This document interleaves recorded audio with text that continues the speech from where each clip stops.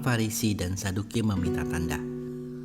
Kemudian datanglah orang-orang Farisi dan Saduki hendak mencobai Yesus. Mereka meminta supaya ia memperlihatkan suatu tanda dari sorga kepada mereka. Tetapi jawab Yesus, "Pada petang hari karena langit merah, kamu berkata, hari akan cerah. Dan pada pagi hari karena langit merah dan redup, kamu berkata, hari buruk. Rupa langit kamu tahu membedakannya, tetapi tanda-tanda zaman tidak. Angkatan yang jahat yang tidak setia ini menuntut suatu tanda, tetapi kepada mereka tidak akan diberikan tanda selain tanda Nabi Yunus." Lalu Yesus meninggalkan mereka dan pergi. Tentang ragi orang Farisi dan Saduki.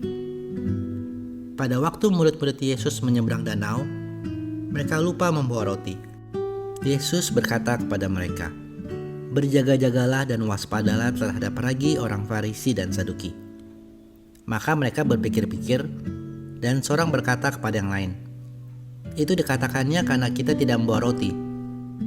Dan ketika Yesus mengetahui apa yang mereka perbincangkan, ia berkata, "Mengapa kamu memperbincangkan soal tidak ada roti? Hai orang-orang yang kurang percaya. Belum juga kamu mengerti? Tidak kamu ingat lagi akan 5 roti untuk 5.000 orang itu? Dan berapa baku roti kamu kumpulkan kemudian? Ataupun akan 7 roti untuk 4.000 orang itu? Dan berapa bakul kamu kumpulkan kemudian? Bagaimana mungkin kamu tidak mengerti bahwa bukan roti yang kumaksudkan? Aku berkata kepadamu, waspadalah terhadap ragi orang Farisi dan Saduki." Ketika itu barulah mereka mengerti bahwa bukan maksudnya supaya mereka waspada terhadap ragi roti, melainkan terhadap ajaran orang Farisi dan Saduki. Pengakuan Petrus. Setelah Yesus tiba di daerah Kaisarea Filipi, ia bertanya kepada murid-muridnya, "Kata orang, siapakah anak manusia itu?" Jawab mereka, "Ada yang mengatakan Yohanes Pembaptis, ada juga yang mengatakan Elia, dan ada pula yang mengatakan Yeremia atau salah seorang dari para nabi." Lalu Yesus bertanya kepada mereka, "Tetapi apa katamu? Siapakah aku ini?" Maka jawab Simon Petrus, "Engkau adalah Mesias, Anak Allah yang hidup." Kata Yesus kepadanya, "Berbahagialah engkau Simon bin Yunus, sebab bukan manusia yang menyatakan itu kepadamu, melainkan Bapa-Ku yang di surga. Dan aku pun berkata kepadamu, engkau adalah Petrus, dan di atas batu karang ini aku akan mendirikan jemaatku, dan alam maut tidak akan menguasainya. Kepadamu akan kuberikan kunci kerajaan sorga. Apa yang kau ikat di dunia ini akan terikat di sorga, dan apa yang kau lepas di dunia ini akan terlepas di sorga." Lalu Yesus melarang murid-muridnya supaya jangan memberitahukan kepada siapapun bahwa ia Mesias. Pemberitahuan pertama tentang penderitaan Yesus dan syarat-syarat mengikuti dia. Sejak waktu itu, Yesus mulai menyatakan kepada murid-muridnya bahwa ia harus pergi ke Yerusalem dan menanggung banyak penderitaan dari pihak tua-tua, imam-imam kepala, dan ahli-ahli Taurat, lalu dibunuh dan dibangkitkan pada hari ketiga. Tetapi Petrus menarik Yesus ke samping dan menegur dia, katanya, "Tuhan, kiranya Allah menjauhkan hal itu. Hal itu sekali-kali takkan menimpa engkau." Maka Yesus berpaling dan berkata kepada Petrus, "Enyahlah iblis, engkau suatu batu sandungan bagiku, sebab engkau bukan memikirkan apa yang dipikirkan Allah, melainkan apa yang dipikirkan manusia." Lalu Yesus berkata kepada murid-muridnya, "Setiap orang yang mau mengikut aku, ia harus menyangkal dirinya, memikul salibnya, dan mengikut aku. Karena barang siapa mau menyelamatkan nyawanya, ia akan kehilangan nyawanya. Tetapi barang siapa kehilangan nyawanya karena aku, ia akan memperolehnya. Apa gunanya seorang memperoleh seluruh dunia tetapi kehilangan nyawanya? Dan apakah yang dapat diberikannya sebagai ganti nyawanya? Sebab Anak Manusia akan datang dalam kemuliaan Bapanya, diiringi malaikat-malaikatnya. Pada waktu itu ia akan membalas setiap orang menurut perbuatannya. Aku berkata kepadamu, sesungguhnya di antara orang yang hadir di sini, ada yang tidak akan mati sebelum mereka melihat Anak Manusia datang sebagai Raja dalam kerajaannya. Yesus dimuliakan di atas gunung. 6 hari kemudian, Yesus membawa Petrus, Yakobus, dan Yohanes saudaranya, dan bersama-sama dengan mereka, ia naik ke sebuah gunung yang tinggi. Di situ mereka sendiri saja. Lalu Yesus berubah rupa di depan mata mereka. Wajahnya bercahaya seperti matahari, dan pakaiannya menjadi putih bersinar seperti terang. Maka nampak kepada mereka Musa dan Elia sedang berbicara dengan dia. Kata Petrus kepada Yesus, "Tuhan, betapa bahagianya kami berada di tempat ini. Jika Engkau mau, biarlah kudirikan di sini 3 kemah. 1 untuk Engkau, 1 untuk Musa, dan 1 untuk Elia." Dan tiba-tiba sedang ia berkata-kata, turunlah awan yang terang menaungi mereka, dan dari dalam awan itu terdengar suara yang berkata, "Inilah anak yang kukasihi, kepadanya lah aku berkenan, dengarkanlah dia." Mendengar itu tersungkurlah murid-muridnya, dan mereka sangat ketakutan. Lalu Yesus datang kepada mereka dan menyentuh mereka sambil berkata, "Berdirilah, jangan takut." Dan ketika mereka mengangkat kepala, mereka tidak melihat seorang pun kecuali Yesus seorang diri. Pada waktu mereka turun dari gunung itu, Yesus berpesan kepada mereka, "Jangan kamu ceritakan penglihatan itu kepada seorang pun sebelum Anak Manusia dibangkitkan dari antara orang mati." Lalu murid-muridnya bertanya kepadanya, "Kalau demikian, mengapa ahli-ahli Taurat berkata bahwa Elia harus datang dahulu?" Jawab Yesus, "Memang Elia akan datang dan memulihkan segala sesuatu. Dan aku berkata kepadamu, Elia sudah datang, tetapi orang tidak mengenal dia dan memperlakukannya menurut kehendak mereka. Demikian juga Anak Manusia akan menderita oleh mereka." Pada waktu itu, mengertilah murid-murid Yesus bahwa ia berbicara tentang Yohanes Pembaptis. Yesus menyembuhkan seorang anak muda yang sakit ayan. Ketika Yesus dan murid-muridnya kembali kepada orang banyak itu, datanglah seorang mendapatkan Yesus dan menyembah. Katanya, "Tuhan, kasihanilah anakku. Ia sakit ayan dan sangat menderita. Ia sering jatuh ke dalam api dan juga sering ke dalam air. Aku sudah membawanya kepada murid-murid-Mu, tetapi mereka tidak dapat menyembuhkannya." Maka kata Yesus, "Hai kamu angkatan yang tidak percaya dan yang sesat, berapa lama lagi aku harus tinggal di antara kamu? Berapa lama lagi aku harus sabar terhadap kamu? Bawalah anak itu kemari." Dengan keras Yesus menegur dia, lalu keluarlah setan itu daripadanya, dan anak itu pun sembuh seketika itu juga. Kemudian murid-murid Yesus datang, dan ketika mereka sendirian dengan dia, bertanyalah mereka, "Mengapa kami tidak dapat mengusir setan itu?" Ia berkata kepada mereka, "Karena kamu kurang percaya. Sebab aku berkata kepadamu, sesungguhnya sekiranya kamu mempunyai iman sebesar biji sesawi saja, kamu dapat berkata kepada gunung ini, 'Pindah dari tempat ini ke sana,' maka gunung ini akan pindah, dan takkan ada yang mustahil bagimu. Jenis ini tidak dapat diusir kecuali dengan berdoa dan berpuasa." Pemberitahuan kedua tentang penderitaan Yesus. Pada waktu Yesus dan murid-muridnya bersama-sama di Galilea, ia berkata kepada mereka, "Anak Manusia akan diserahkan ke dalam tangan manusia, dan mereka akan membunuh dia, dan pada hari ketiga ia akan dibangkitkan." Maka hati murid-muridnya itu pun sedih sekali. Yesus membayar bea untuk bait Allah.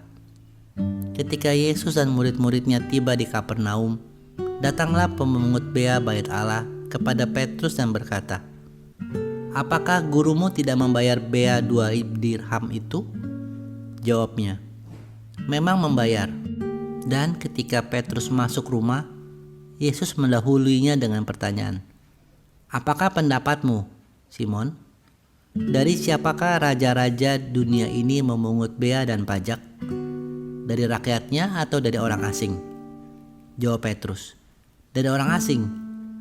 Maka kata Yesus kepadanya, "Jadi bebaslah rakyatnya. Tetapi supaya jangan kita menjadi batu sandungan bagi mereka, pergilah memancing ke danau. Dan ikan pertama yang kau pancing, tangkaplah dan bukalah mulutnya. Maka engkau akan menemukan mata uang 4 dirham di dalamnya. Ambillah itu dan bayarkanlah kepada mereka, bagiku dan bagimu juga." Siapa yang terbesar dalam kerajaan sorga? Pada waktu itu, datanglah murid-murid itu kepada Yesus dan bertanya, "Siapakah yang terbesar dalam kerajaan sorga?" Maka Yesus memanggil seorang anak kecil dan menempatkannya di tengah-tengah mereka, lalu berkata, "Aku berkata kepadamu, sesungguhnya jika kamu tidak bertobat dan menjadi seperti anak kecil ini, kamu tidak akan masuk ke dalam kerajaan sorga. Sedangkan barang siapa merendahkan diri dan menjadi seperti anak kecil ini, dialah yang terbesar dalam kerajaan sorga. Dan barang siapa menyambut seorang anak seperti ini dalam namaku, ia menyambut aku. Siapa yang menyesatkan orang? Tetapi barang siapa menyesatkan salah satu dari anak-anak kecil ini yang percaya kepadaku, lebih baik baginya jika sebuah batu kilangan diikatkan kepada lehernya, lalu ia ditenggelamkan ke dalam laut. Celakalah dunia dengan segala penyesatannya. Memang penyesatan harus ada, tapi celakalah orang yang mengadakannya. Jikalau tanganmu atau kakimu menyesatkan engkau, penggalah dan buanglah itu, karena lebih baik bagimu masuk ke dalam hidup dengan tangan kudung atau timpang daripada dengan utuh kedua tangan dan kedua kakimu dicampakkan ke dalam api kekal.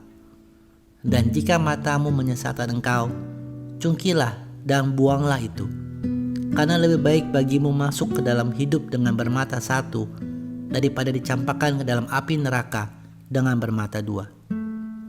Ingatlah, jangan menganggap rendah seorang dari anak-anak kecil ini, karena aku berkata kepadamu, ada malaikat mereka di sorga yang selalu memandang wajah Bapakku yang di sorga, karena anak manusia datang untuk menyelamatkan yang hilang. Perumpamaan tentang domba yang hilang. Bagaimana pendapatmu? Jika seorang mempunyai 100 ekor domba dan seorang di antaranya sesat, tidakkah ia akan meninggalkan yang 99 ekor di pegunungan dan pergi mencari yang sesat itu? Dan aku berkata kepadamu, sesungguhnya jika ia berhasil menemukannya, lebih besar kegembiraannya atas yang seekor itu daripada atas yang 99 ekor yang tidak sesat. Demikian juga Bapamu yang di sorga tidak menghendaki supaya seorang pun dari anak-anak ini hilang. Tentang menasihati sesama saudara. Apabila saudaramu berbuat dosa, tegurlah dia di bawah 4 mata. Jika ia mendengarkan nasihatmu, engkau telah mendapatkannya kembali. Jika ia tidak mendengarkan engkau, bawalah seorang atau 2 orang lagi, supaya atas keterangan 2 atau 3 orang saksi, perkara itu tidak disangsikan. Jika ia tidak mau mendengarkan mereka, sampaikanlah soalnya kepada jemaat. Dan jika ia tidak mau juga mendengarkan jemaat, pandanglah dia sebagai seorang yang tidak mengenal Allah atau seorang pemungut cukai. Aku berkata kepadamu, sesungguhnya apa yang kamu ikat di dunia ini akan terikat di sorga, dan apa yang kamu lepaskan di dunia ini akan terlepas di sorga. Dan lagi, aku berkata kepadamu, Ketika dua orang daripadamu di dunia ini sepakat meminta apapun juga, permintaan mereka itu akan dikabulkan oleh Bapakku yang di sorga. Sebab di mana 2 atau 3 orang berkumpul dalam namaku, di situ aku ada di tengah-tengah mereka. Perumpamaan tentang pengampunan. Kemudian datanglah Petrus dan berkata kepada Yesus, "Tuhan, sampai berapa kali aku harus mengampuni saudaraku jika ia berbuat dosa terhadap aku? Sampai 7 kali?" Yesus berkata kepadanya, "Bukan, aku berkata kepadamu, bukan sampai 7 kali, melainkan sampai 70 kali 7 kali. Sebab hal kerajaan sorga seumpama seorang raja yang hendak mengadakan perhitungan dengan hamba-hambanya. Setelah ia mulai mengadakan perhitungan itu, dihadapkanlah seorang yang berhutang kepadanya 10.000 talenta. Tetapi karena orang itu tidak mampu melunaskan hutangnya, raja itu memerintahkan supaya ia dijual beserta anak istrinya dan segala miliknya untuk membayar hutangnya. Maka sujudlah hamba itu menyembah dia, katanya, 'Sabarlah dahulu, segala hutangku akan kulunaskan.' Lalu tergeraklah hati raja itu oleh belas kasihan akan hamba itu, sehingga ia membebaskannya dan menghapuskan hutangnya. Tetapi ketika hamba itu keluar, ia bertemu dengan seorang hamba lain yang berhutang 100 dinar kepadanya.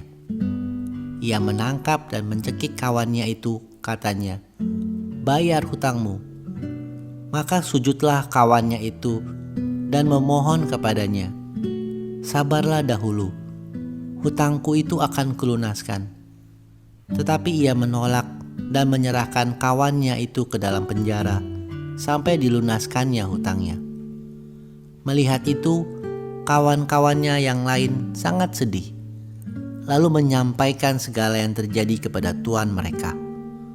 Raja itu menyuruh memanggil orang itu dan berkata kepadanya, 'Hai hamba yang jahat, seluruh hutangmu telah kuhapuskan karena engkau memohonkannya kepadaku. Bukankah engkau pun harus mengasihani kawanmu seperti aku telah mengasihani engkau?' Maka marahlah tuan itu dan menyerahkannya kepada algojo-algojo sampai ia melunaskan seluruh hutangnya. Maka Bapakku yang di surga akan berbuat demikian juga terhadap kamu, apabila kau masing-masing tidak mengampuni saudaramu dengan segenap hatimu."